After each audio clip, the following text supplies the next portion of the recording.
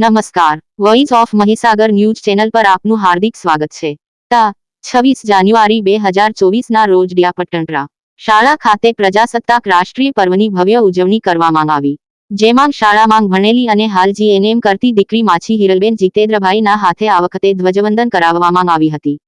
શાળાના આચાર્ય વિજયસિંહ સોલંકી દ્વારા સ્વાગત પ્રસ્તાવના દ્વારા રાષ્ટ્રીય પર્વ અને ઉજવણીનો ઉદ્દેશ્ય, મહત્વ જણાવ્યું. દીકરી દ્વારા આજે ધ્વજવંદન કરાયું તે દીકરીને શાળા તરફથી સન્માનપત્ર અને સ્મૃતિ ચિહ્ન સરપંચશ્રી એસ. એમ.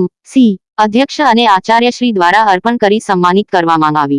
આગામી ગત 22મી જાન્યુઆરી 2023 22મી જાન્યુઆરી 2024 સુધી જન્મેલી 18 દીકરીઓને તેમના માતા પિતા સાથે ઉપસ્થિતમાં પ્રશસ્તિ પત્રક અને ધ્વજવંદન કરાવનાર દીકરી હિરલબેનને સ્મૃતિ ચિહ્ન અર્પણ કરવામાં આવ્યા.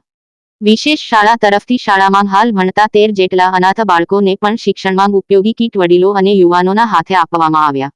શાળાના બાળકો દ્વારા સાંસ્કૃતિક કાર્યક્રમ અને સ્પીચ રજૂ કરેલ બાળકોને ગામ લોકોએ ઇનામ આપી તે બાળકોને પ્રોત્સાહિત કર્યા હતા.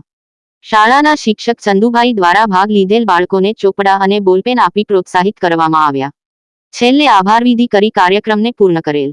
Bureau report, voice of Mahisagar news. તેમનું બાળપણનું નામ મણિકર્ણિકા હતું. લાડમાં તેમને મનુ કહેતા. તેમના પિતાનું નામ મીરોમપત તાંબે હતું. તેઓ બ્રાહ્મણ જાતિના હતા. મનુ જ્યારે 4 વર્ષની